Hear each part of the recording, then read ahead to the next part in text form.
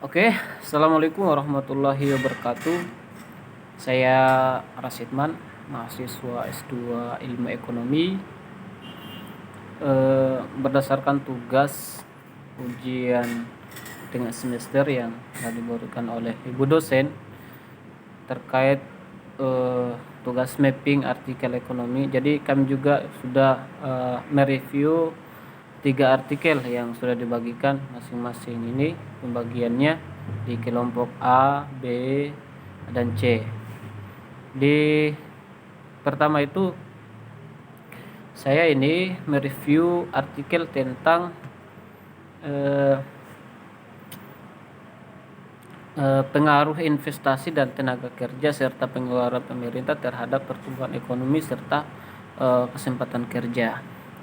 Jadi permasalahan yang terjadi di salah satu daerah ini yang saya review, yakni di Kabupaten Malinau, yang menunjukkan bahwa peningkatan pengeluaran pemerintah daerah di Kabupaten Malinau itu tidak menunjukkan tren yang baik terhadap pertumbuhan ekonomi di Kabupaten Malinau. Sebelumnya juga permasalahan yang menjadi titik fokus dalam penelitian ini adalah terjadinya peningkatan PDRB Kabupaten Malinau mulai dari tahun ke tahun. Olehnya itu, maka ini menjadi penting untuk kita bahas karena di sini ada 5 indikator yang 5 variabel yang menjadi fokus penelitian itu. Ada variabel X terbagi atas 3 dan variabel Y-nya itu terdiri atas 2. Variabel pertama itu adalah investasi. Investasi dalam hal ini adalah modal. Ya. Ini faktor utama untuk melakukan pembangunan. Kenapa? Karena adanya yang melakukan investasi atau memasukkan modal ke salah satu daerah atau kabupaten itu akan diharapkan meningkatkan perekonomian atau adanya pertumbuhan ekonomi untuk menunjang kebutuhan masyarakat. Kira-kira sumber daya alam yang harus dikembangkan, kemudian sektor-sektor mana saja yang mesti dikembangkan, mestinya pasti dibutuhkan modal. Makanya perlu ada investasi. Adapun beberapa teori tentang ini ya, investasi adalah menurut salah satu pakar yang menjelaskan bahwa investasi itu adalah mobilisasi sumber daya untuk menciptakan atau menambah kapasitas produksi atau pendapatan di masa yang akan datang. Tujuan utama investasi itu yakni mengganti dari penyediaan modal yang ada. Adanya investasi yang dilakukan di suatu daerah, baik itu asing, baik investasi asing maupun domestik, akan mengakibatkan penyerapan tenaga kerja hingga proses produksi. Kemudian di samping itu ada teori pengeluaran pemerintah yang diharapkan juga untuk meningkatkan pertumbuhan ekonomi daerah.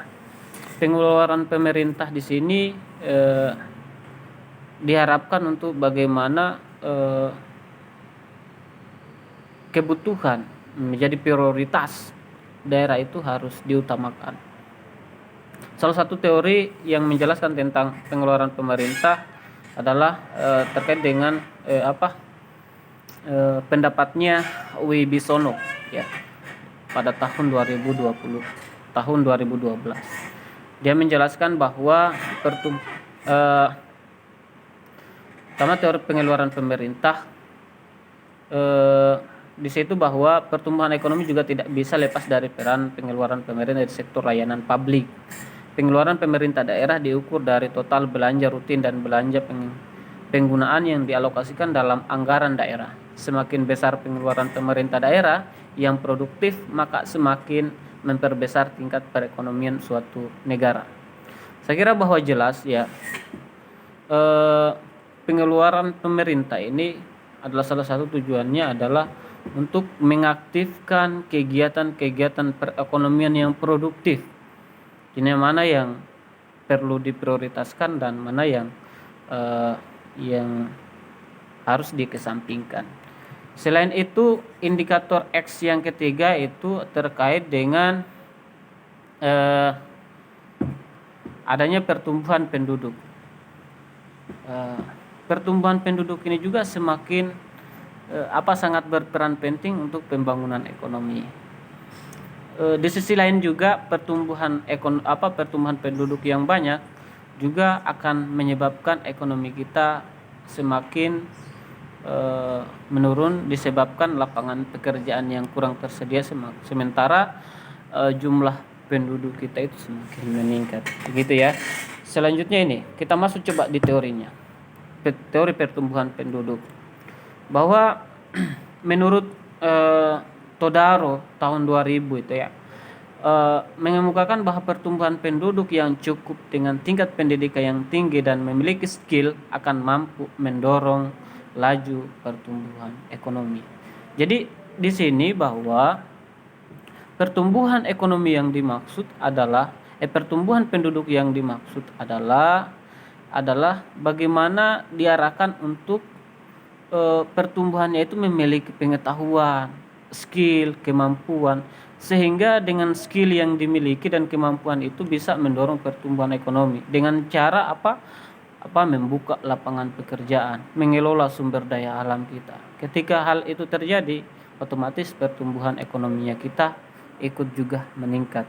Sementara di variabel terikat di sini variabel X, variabel Y-nya ada dua, yakni pertumbuhan ekonomi dan kesempatan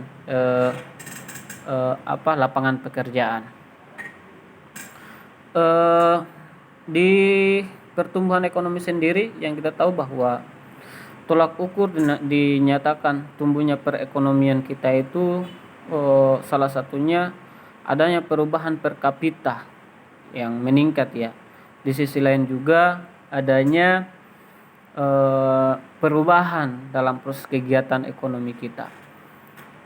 Maka diharapkan di situ indikatornya adalah kegiatan ekonomi yang produktif, yang menghasilkan keuntungan, dan itu masuk di ranah kas daerah ataupun negara. Selanjutnya terkait dengan variabel Y yang kedua terkait dengan kesempatan kerja. Kesempatan kerja ini berbicara tentang peluang bagi para angkatan kerja ataupun tenaga kerja untuk melakukan suatu pekerjaan.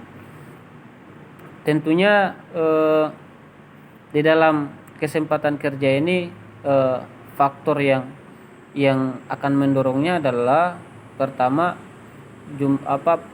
SDM yang unggul, kemudian ketersediaannya modal serta pengeluaran pemerintah. Makanya kenapa penelitian ini merujuk ke ini, mengambil variabel-variabel X terkait dengan pengeluaran pemerintah, pertumbuhan penduduk dengan investasi ini adalah karena ini adalah salah satu faktor yang menyebabkan tumbuhnya perekonomian kita.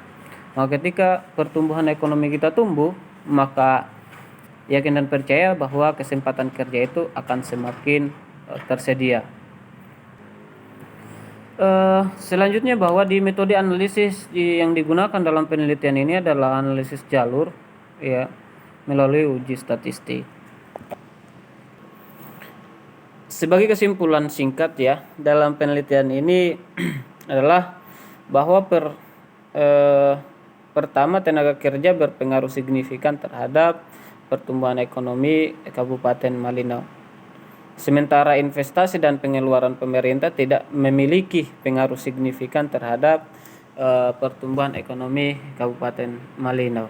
Ya, ini hasil analisis atau hasil penelitian yang telah ditemukan. Begitu juga terkait dengan pengaruh signifikan sementara begitu juga terkait pengaruhnya sehingga sementara investasi dan pengeluaran pemerintah tidak berpengaruh signifikan. Kemudian ditinjau dari pengaruh pertumbuhan ekonomi mengalami pengaruh yang signifikan terhadap kesempatan kerja. Hal ini sejalan dengan salah satu pendapat Todara bahwa pertumbuhan ekonomi semakin besar pertumbuhan ekonomi maka dapat diasumsikan adanya lapangan pekerjaan yang banyak. Lapangan pekerjaan yang banyak akan menciptakan kesempatan kerja yang bagus.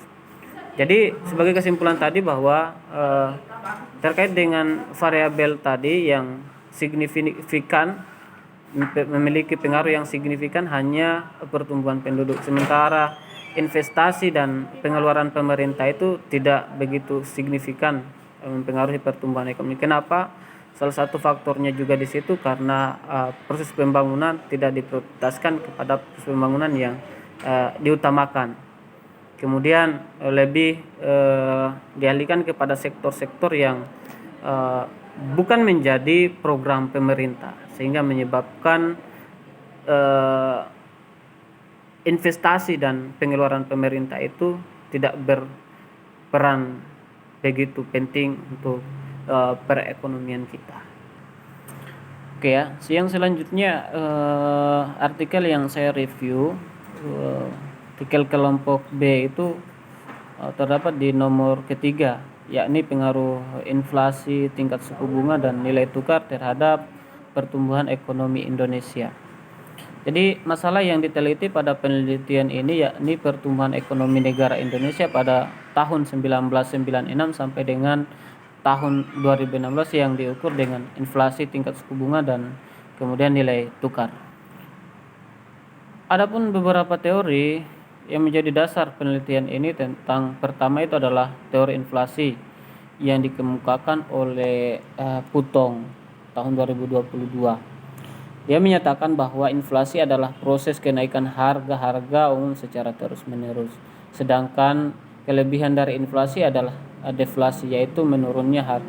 Kebalikan dari inflasi adalah deflasi yang menurunnya harga secara terus-menerus.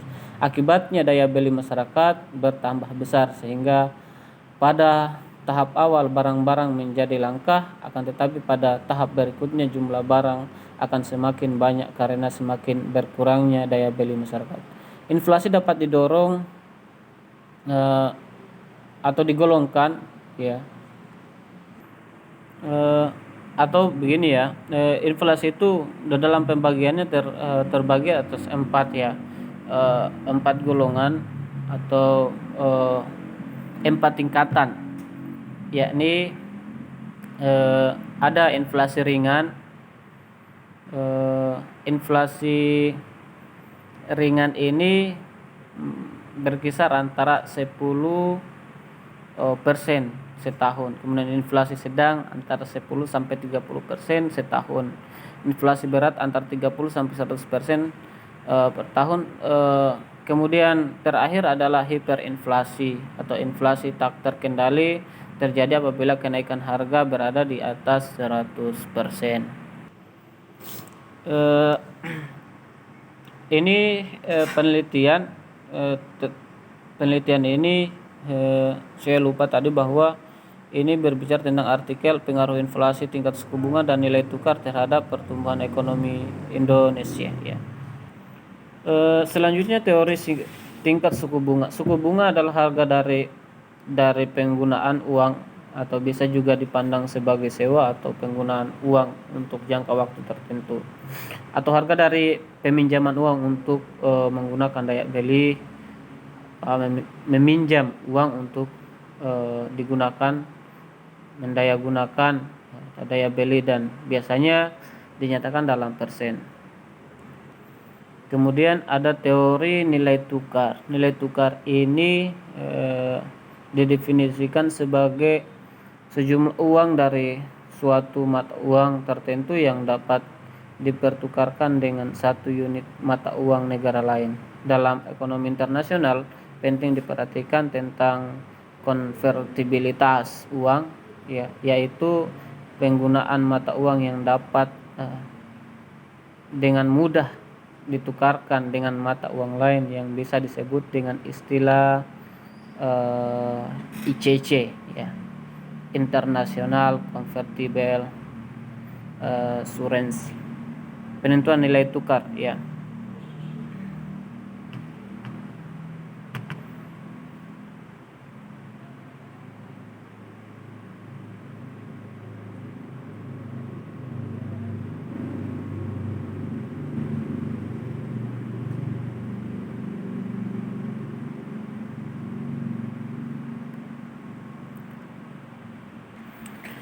Berdasarkan hasil penelitian ini bahwa pengaruh inflasi, tingkat suku bunga, dan nilai tukar terhadap pertumbuhan ekonomi, maka dapat disimpulkan pertama bahwa terdapat pengaruh secara signifikan antara inflasi terhadap pertumbuhan ekonomi. Kemudian terhadap pengaruh secara signifikan antara tingkat suku bunga terhadap pertumbuhan ekonomi. Kemudian tidak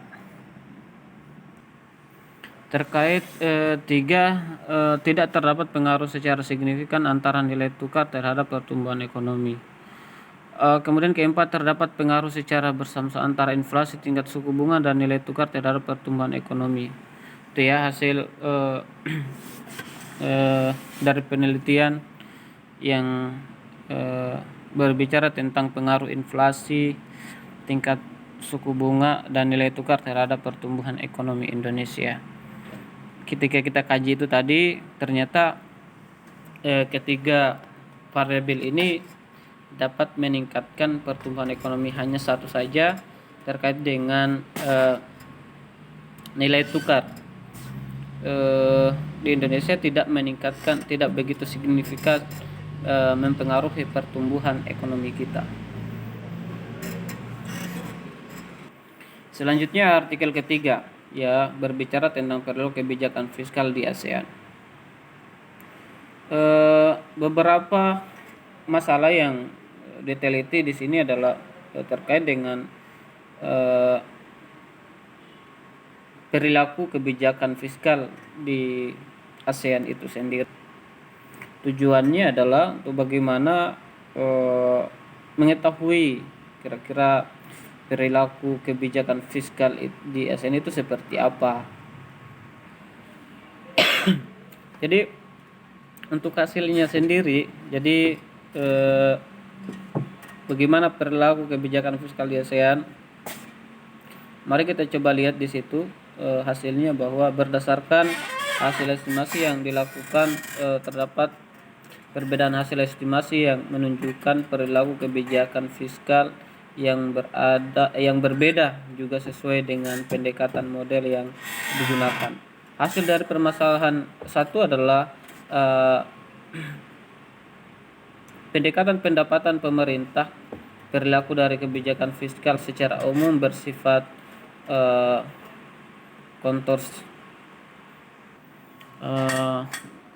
counter-cyclical ya. Kemudian permasalahan kedua adalah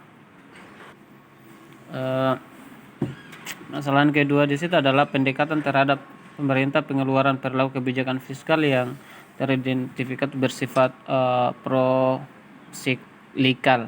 Terkait permasalahan 3, pendekatan neraca fiskal menunjukkan bahwa kebijakan fiskal di ASEAN bersifat counter-cyclical perilaku. Secara umum di situ di hasil penelitiannya bahwa secara umum yang faktor-faktor yang mempengaruhi perilaku kebijakan fiskal adalah tekanan politik, ketidakpastian perdagangan dan investasi, dan ketidakpastian fiskal. Sedangkan berdasarkan faktor-faktor yang mempengaruhi perilaku kebijakan fiskal secara regional adalah yang berlaku secara sistem fiskal dan kemampuan negara yang bersangkutan dalam menghadapi global yang sedang berlangsung pada tahun 2000 sekitaran tahun 2016 atau mulai dari tahun 2010 sampai dengan tahun 2018. Itu saja hasil pemaparan.